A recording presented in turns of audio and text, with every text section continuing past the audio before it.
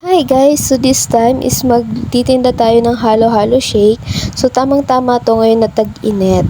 So ayan guys, meron tayong mango, leche flan, custard milk, then meron din po tayong pinipig.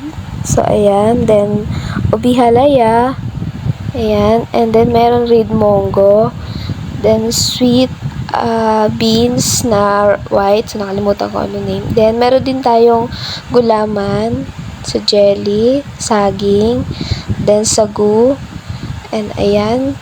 Meron tayong sugar, syempre. Then, rice pop, then milk. Actually, guys, 30 na ingredients sa iisang cup ng halo-halo. So, may dalawang flavor din. Merong mango flavors.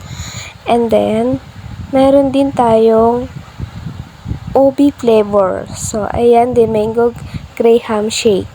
Ayan, and ito yung aking maliit na tindahan. So, ayan guys. And kagandahan kasi dito guys is pwede to sa mga nagsisimula pa lang mag-business. And ayan, so gumagawa po ako ng may nag-order po sa akin. Actually, yan lang po ako nagawa ko ng video kasi kanina hindi ako makagawa dahil sunod-sunod po yung mga order. So, ayun. And ngayon, buti na lang is isa lang yung bumili. And isa lang din ang order niya kasi gusto niya din itry ang ating halo-halo shake overload.